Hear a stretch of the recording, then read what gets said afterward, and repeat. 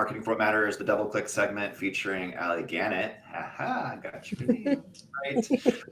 For the Double Click segment, where we're working with our colleague here at Piece of Media, Jen Davis, to set up a Google Grants campaign that is awarded to nonprofits who are willing to go through the gauntlet of setting up a search traffic campaign inside of the Google Grants ecosystem. And essentially what that does is it gives you $10,000 of free ad dollars to spend each month if you can hit some certain thresholds of ad performance, which we're going to do our very, very best to do with some, strategic nuance, really. There are some things in marketing, as you know, Ali, someone who's came from communications, but still is working your way through the technical side of marketing, is that there are things that you can go and master pretty easily. Canva is one of them. Posting to social media organically is also one of them. When you start getting into paid traffic, into paid media and media buying, and all the nuances of each of these ad platforms, it can really decimate your energy. And it can also really expose where you need somebody to come in and bring in a scalpel and help you set up a campaign that you can manage over time, as with a leaner budget. And so that's exactly what we're trying to do here is in this segment, is to show how the second segment, how we actually have structured the ad campaign. And as we were in the pre-interview lobby here for the podcast, Ali, you were sharing that you were just building your campaign budgets and marketing budgets for World Forestry Center, and just feeling the pinch, feeling the pinch of Mark Zuckerberg's lifestyle impinging upon your ability to go and just get people to be aware of the World Forestry Center, and God forbid, come on in and maybe make some contributions to what you guys are doing there. So would you mind taking it from there and just sharing what your experience is as someone setting a budget for a nonprofit? Yeah, absolutely.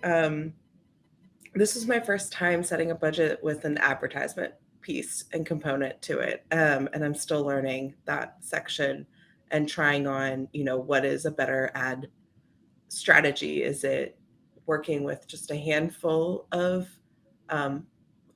publications and going really big, or doing kind of smaller ones? Is it an a la carte style, or is it a planned, sign up at the beginning of the year and let's track it for the whole year? So that's stuff that I'm just still learning. And I think it depends on the nonprofit. It depends on the type of messaging you have. We explored, we have different types of messagings that are easier to sell. And we also have different times of the year that are more geared towards getting people in the door versus geared towards getting people to book events and things like that. So that's been something that I've been trying to figure out. And especially, advertisement, you can always use more money in that budget, and really feeling that strained whenever I talk to someone. I'm never afraid to ask for a nonprofit discount. A lot of places do have that. It's usually around a 20% discount. And then I just give them a little pause of silence, and then they sometimes will give me a little more, which is helpful. And also just being honest with when I talk to advertisers, especially the sales reps, they're trying to get ads into their spaces. And oftentimes I'll say something like, well, I can't do that price. And I love and appreciate your discount, but that's still more than what I can do. But I'm here for a last minute. You need to fill a spot, you call me, and the last minute, then we can negotiate a deal. And I think that that's been something you have to face when you just don't have a large budget. You just can't be afraid of doing that. And whenever I talk to someone on the sales, I'm like, great, I have an ad budget of about $5. What can you do? And they usually are coming around with well, okay, we can, plan this out. And then it's all right, what do I get from that? Is it just print? Is it print and digital? $25,000 a year for advertisement is nothing compared to other organizations who can put $25,000 into one print ad? Yeah. So let me give you kind of an overview and just a reminder of things that we talked about. So we talked about how we want to make sure that we're getting some awareness, some branding out there. We want to focus on the rental space as well as the museum. And with the museum in particular, it's family friendly. So we want to make sure that we're going after family friendly. So I basically have set up campaigns to be specifically around that. What I try to do is a campaign around a theme or category. So, and the reason why we do that is a couple things. One, I can look at the museum campaign and know how that's doing versus the rental campaign. And if we need to shift dollars, if we need to hone in on some keywords, it's easy at a very high level to see that, and then you can break it down, for instance. With campaigns, hold what's called ad groups, and then those ad groups are broken down into themes. And when I share my screen, you'll see how that is. And again, we're keeping kind of tightly knit themes. For the rentals, we have a wedding ad group versus I called it a milestone ad group, which is like birthday or graduations, for instance. So again, we can like dig down in and say, okay, rentals for weddings are doing really well, but rentals for conferences aren't doing well, for instance. The one thing is that budgets are handled at the campaign level. So if we assign a budget to the rental for $1,000, for instance, it will try to spend it out amongst all of the ad groups that we have. If for any reason we ever see an ad group that is taking up all of the budget and converting into leads for us, that is something that we can break out and things like that. But we kind of start with our themes and then go from there based on performance. The other thing too is I have ad copy. And when we get into that, I'll explain kind of how it works because there's a lot to it. There's like 15 headlines, 4 descriptions, and I'll explain how Google handles all that because it's a little bit different than how it used to be. So down here on the screen, I've got our breakouts: brand, rental, museum, family. And I did break out museum and family differently just because there was so much like family things to do near me. So I wanted to treat that a little bit differently from museum. And then we have our awareness and our ad copy.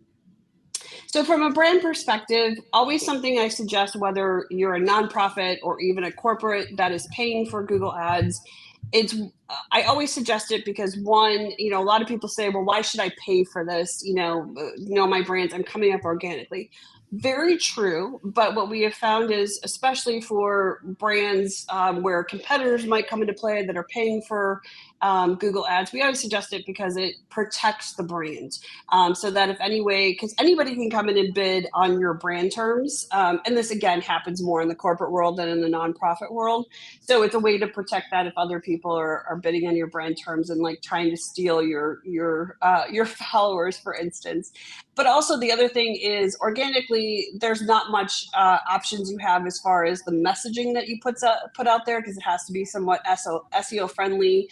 It has to be shorter text, title, and description. So this is a way that we can have special messaging out there, and we can also use it to, we can put messaging about your events and things that you wouldn't do for your organic search.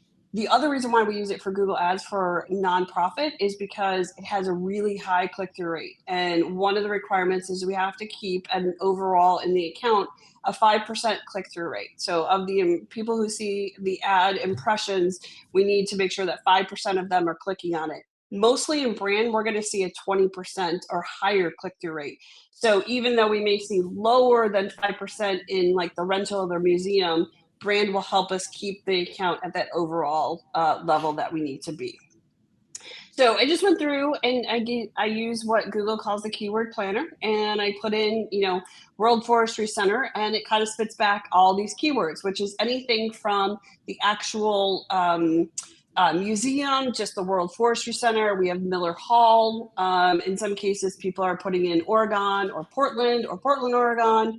Other people want to know events, hours, as well as museum. And then we even have wedding. So somebody that may be interested in holding a wedding there. Kind of all bucket this into the brand campaign. Okay, so these are our keywords. Brand campaign is simply one ad group that is just all the brand keywords. All right, let's go into rental. Now, this is one campaign, and we would call it rental, and then we would have Couple different ad groups. We have one for weddings, one for milestones, which are birthdays or graduations or even showers. We have one that is called room, where it's people are looking for an event room or conference room. It has the word room in it. One for outdoor event space, one for halls, event halls, banquet halls, halls for rent. One that is just about just calling it party. Another one that's just calling it an events, like event location rentals. One for venue. And then we have other one, what I've called other, because they kind of don't fit into everything else. And this can be anything from barns to rent to near me, which I'll explain in a second, to just simply rent a space. And you can see that there is, particularly in wedding, a lot of different keywords that we can go after, even getting into engagement. I probably, if this was paid advertising, I may not have gone as deep with some of this, because in some cases, for instance, just like the, barn to rent near me, for instance, there's also in weddings, like barn venues or barn wedding reception. Now, normally, if somebody is looking for a barn wedding reception, it's not a keyword I would normally start with, or somebody who's paying for this advertising, because it really is somebody looking for a barn, but we're actually presenting them a different option. However, I think twofold. One, because we've got money to spend, and we can see how these keywords work, but also people just may not know about you, for instance, or may not know about your event space, that they may be looking for a barn, which is kind of a little rustic, maybe a little bit of nature to it, that this is a good option for them, and they just don't know about it. So a way to put that in front of them. Now, long term, we'll look at these keywords and we may decide, going after these, what I would call almost like competitor terms, in the sense that you're not offering a barn and others are. We can see if this is working for you. Again, it's just another option for people to click on, to see if it's an option for them and give them an opportunity to at least check you out. It's not like we're offering them, for instance, the standard like hotel room or something. It's something similar, but maybe not the same. Even same with like hotel wedding venues near me. If we think about weddings, hotels, banquet halls, hotels are usually where people start with. But again, let's give them another option. We're going to put enough in the ad copy to know that we're not a hotel. So we might not get clicks on it. It may be something that we pause in the future, but let's see if it actually works for us. A couple things here. You will see that there is, in addition to milestones and things, we've got a lot of words like party. And at first I was like, I don't know if we're all partying at the World Forestry Center in the sense of, a party. But I started to realize that a lot of people just simply use the word party as a way to get to a space for rental. So that is the one thing I will say. But again, something that we'll kind of check, because you'll see like we actually have a whole ad group that is party related, and you'll see other things that have party in them. And again, in my mind, I was thinking like raucous party, and I think people are just using it as a word to describe an event without using the word event, for instance. Yeah. Other thing is obviously we have the outdoor space. At first I was like, should we break this out separately, because it's also something that is obviously seasonal. You may not want to be doing the outdoor space in January, for instance, but we also know that people may be looking in January for space in June, for instance. So I didn't think that there was any seasonality that we needed to place on this, but that is something that we can look at, as we're getting into September, October. Are really people looking for like the next summer, or is that something? So then it's something that we might turn off, and that's easy to do as an ad group if we're not seeing a lot of volume on it in certain months of the year. Same with like some of the milestones, like maybe even at a keyword level, like graduation. Those typically happen in May and June. Some may happen in August, summer school, or even in December, January, if they're on a semester from either high school or college, for instance. So these are all things that at certain times of the year, we can pause them if we're not getting good volume on them, but we think we're going to get good volume at another time of the year. And there may be some overlap, of course, like, we have, event room rental. It technically can belong in the room, or it can technically belong in the event ad group. There's going to be some nuance to this. And ultimately, we just want to make sure, for instance, that we are using a couple of these keywords as part of our ad copy, which I'll get into once we go through the campaigns. Okay. So this is a pretty robust build. We have 1, 2, 3, 4, 5, 6, 7, 8, 9 ad groups to this. And like I said, particularly in weddings, we have a lot. And that includes some rehearsal dinner and engagement that I also put in there as well. So I think we have some real opportunities here. Even within the Portland, it told me it could probably spend close to $50 to $75 a day with this kind of grouping of keywords.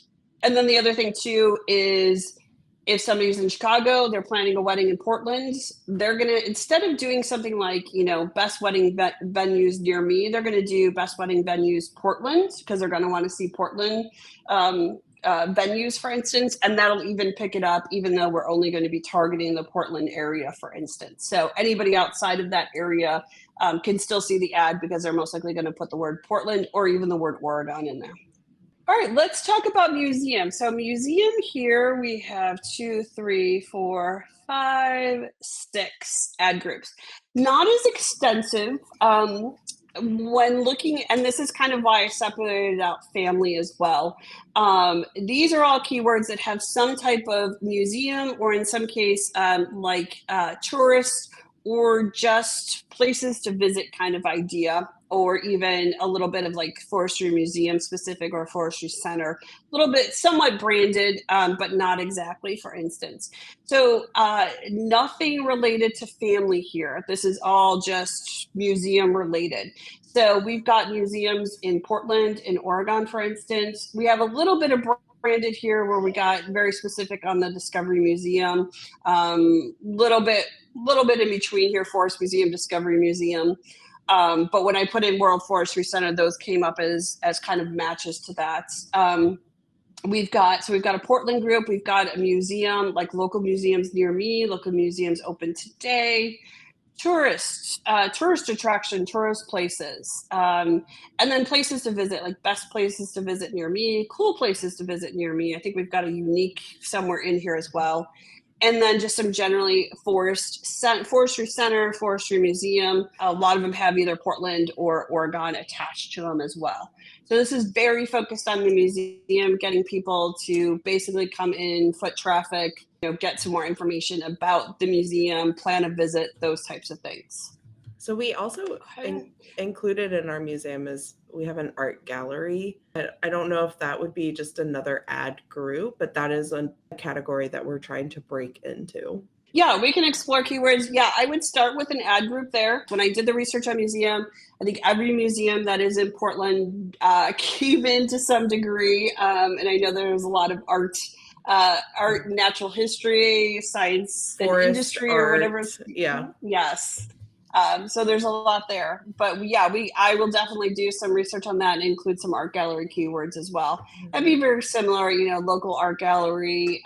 We could do like nature art gallery, forest art gallery, those types of things, make it a little bit more specific as well. All right, then let's get to family, because family is also pretty large. In some cases, we have lots of keywords here. Kind of broke this out, outdoor, indoor, and then things. So it has the word things in it, like family things to do tonight. Activities has the word activities.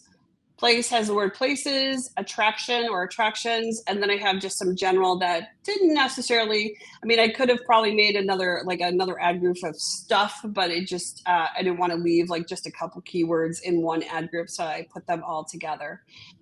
So everything outdoor is, people looking for outdoor family fun. You'll see that it's family. I'm trying to see if there's anything. I think family is the biggest keyword. Oh, maybe, kids activities, for instance, that was the other one. So most of these or all of these are going to have some type of kids or family. There's even like a very specific one that had a lot of volume to it of fun things for 5-year-olds near me. That might be the only age group. Oh no, we've got 8-year-olds as well. I take that back. So 5 and 8-year-olds, apparently we need a little bit more entertainment for them in comparison to other age groups. And it's kind of a combination. Like some of it is just, best family things to do near me. And then others are looking for something, more for the weekend or trying to plan something, for instance. So Some days it's, near me today. Other things it's to do this weekend, for instance, today, tonight, those types of things. Some of them include, cheap or affordable.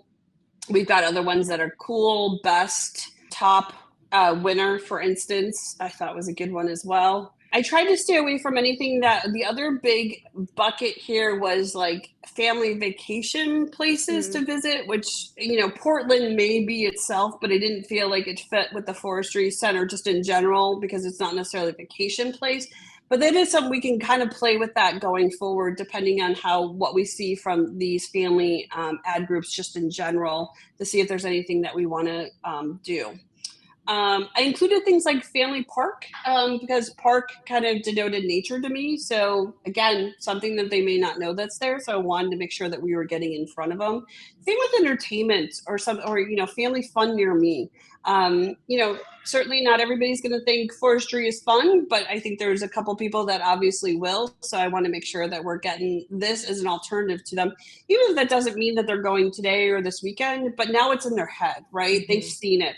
So who knows, maybe they go do a movie for entertainment one weekend and then decide they need to get out in nature. And, they remembered that when they searched for the movie, they saw you and, might come back and search on the brand term, for instance.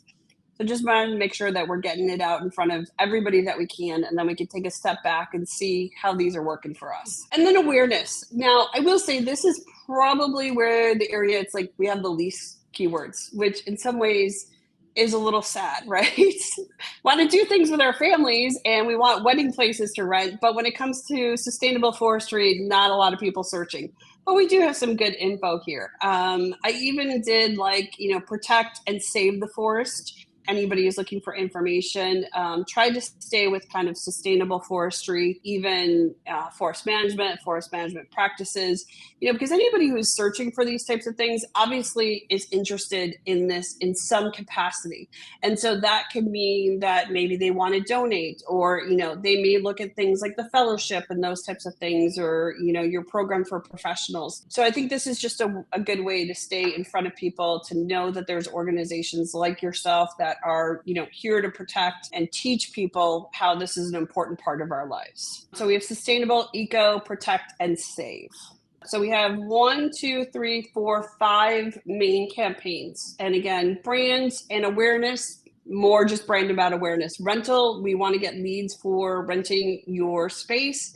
Museum and family, this is where we're going to expect some foot traffic to come from as far as getting into the museum, art gallery, those types of things. All right, let's talk about ad copy. So how ads are set up is there is what is called, Google calls a responsive search ad. And what we do is we give it up to 15 headlines and then 4 description lines. And there are character limits. So for headlines, it's 30 characters, and for description, it's 90 characters. At any given time, Google can show 2 to 3 headlines and 1 to 2 descriptions. So generally speaking, if it shows 2 headlines, it shows 1 description. If it shows 3 headlines, it shows 2 descriptions. And what it does is it creates what it sees as the best combination of those headlines and descriptions based on each individual searcher. So back in the day, we used to just write 3 headlines and 2 descriptions, and that was the ad, and it would just serve that way. Now it's up to 15 headlines and 4 descriptions. So for instance, if somebody searches for family-friendly activities, and this is the ad, or these are the options, most likely it's going to show this as one of the headlines, for instance. And then it may decide other headlines based on how that person is searched. Maybe they've searched about protecting forests, so it may show that.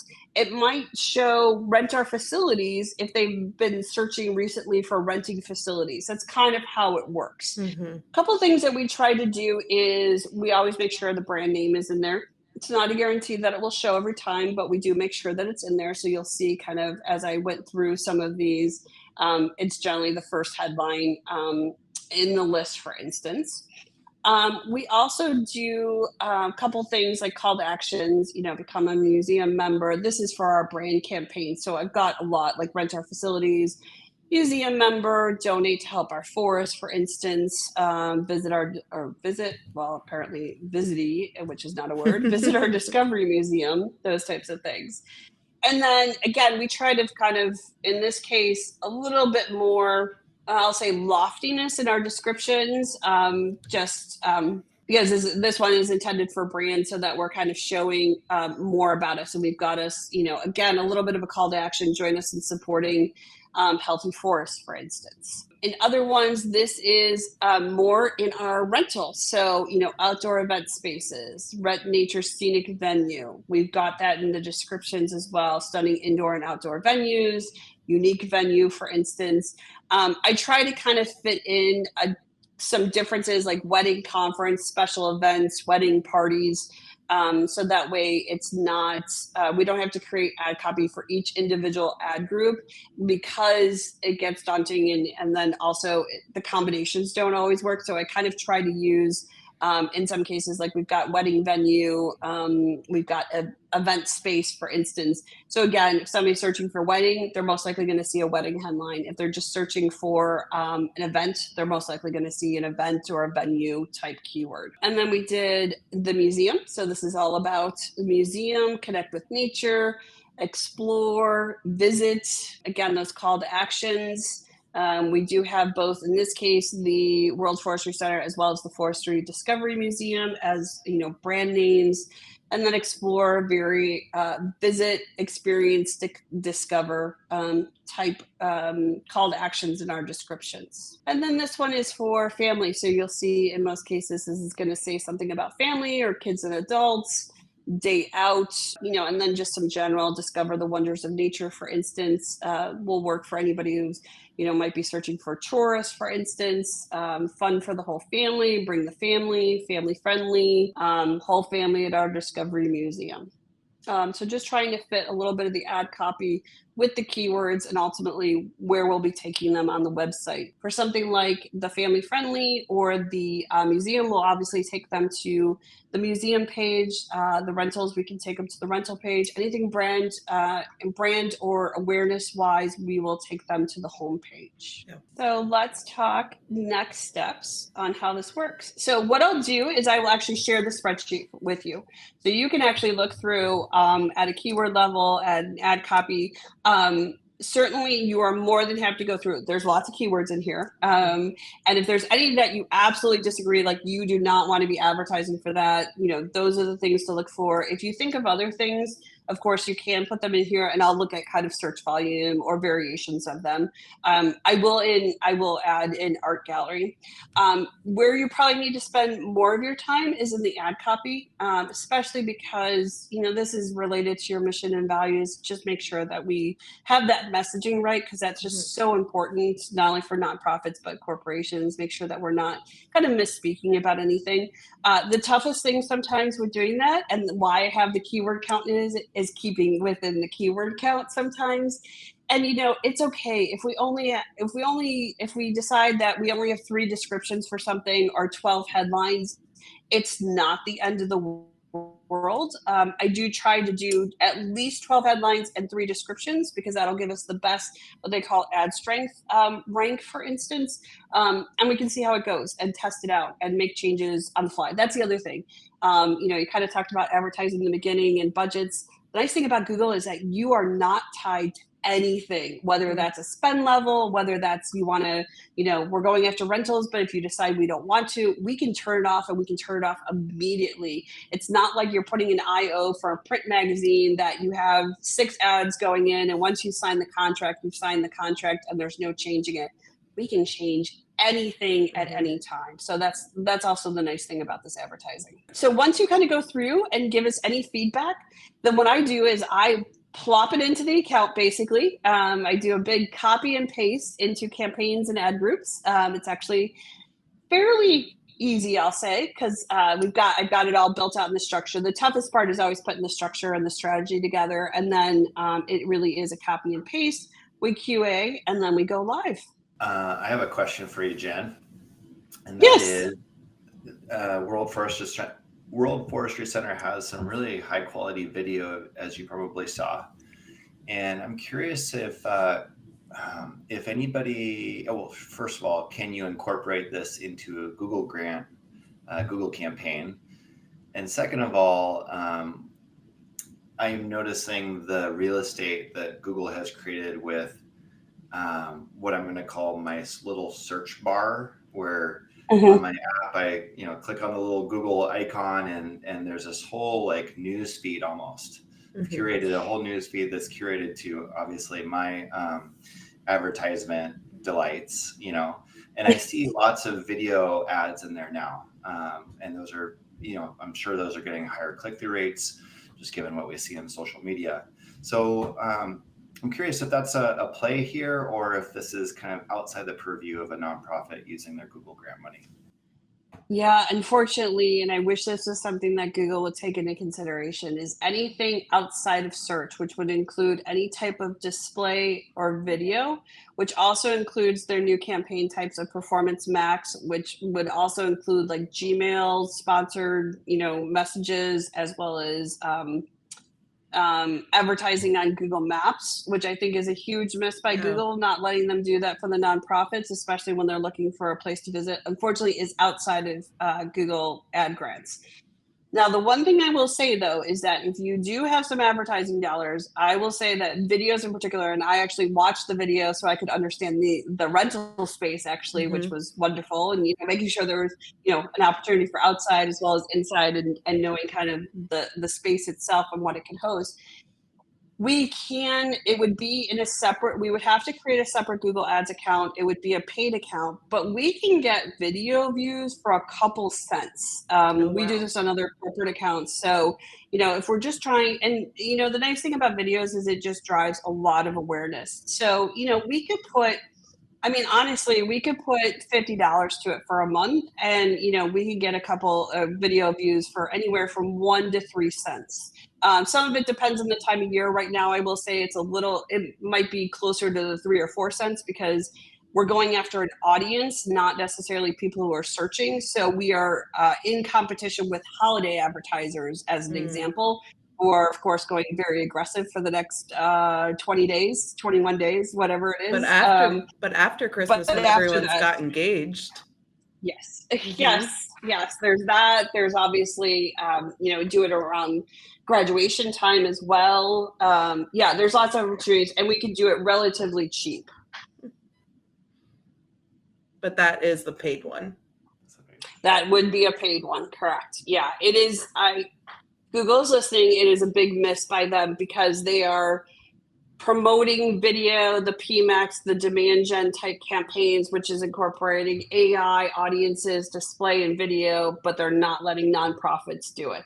As you're kind of thinking about your budget, and if there's any testing or experimentation you want to do there, Ali, where you're siphoning off a little bit of Mark Zuckerberg's yacht gas money off into, I don't know who's running Google these days, but into their yacht funds, at least for an experimentation, to be able to see if that's getting more clicks and dollars coming your way, then you may tap into something that is worth, just kind of chunking off your allocations more appropriately based on performance. Definitely. Yeah.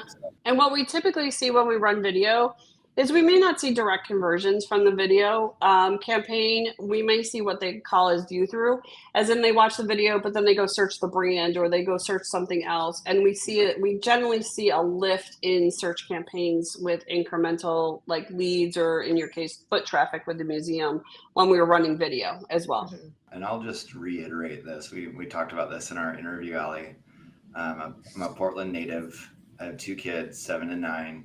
We love the outdoors. We're members of the zoo, which shares a parking lot with the World Forestry Center. And I did not know that you existed. Yep. That's a common story.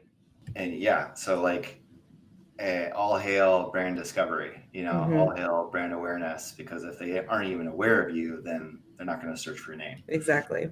So, and I truly believe that you have a product that nobody else can even come close to matching. Exactly. Well, maybe Mother Nature, but it's the next best thing, especially on a rainy day with kids who, and a wife who doesn't really love being in the rain. Yeah. So I'm just a big believer there for you guys.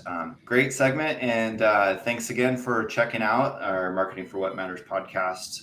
We're really excited to be doing this work with World Forestry Center, an amazing nonprofit here in the Portland, Oregon area. If you need some event rental space, you know where to go. One thing that didn't show up in the search strategy, which I think is a total miss, Jen, and you only did this by going through our interview together, is the potential around rave spaces here in Portland. It was like I presented the idea to some of the members of the World Forestry team. I even did some like little dances, and the lights coming on, like it was like a big revenue producing hit, and would just really kind of lift the spirits of the space too. So I would reconsider that, maybe adding that as another. We could discuss that offline. Yeah, usually maybe. Searches are on the down low. Like that's not something that it's out there in the open. It's a little you got to know somebody. A warehouse vibe. Right. Easter eggs in the ad copy, like don't click here if you don't like speakeasies or kind of wavy vibes. Yeah. So, all right. Well, with that, we're gonna stop this episode before Jason gets more ideas, and we'll chat with you guys very shortly. All right. Take care, everybody. Peace.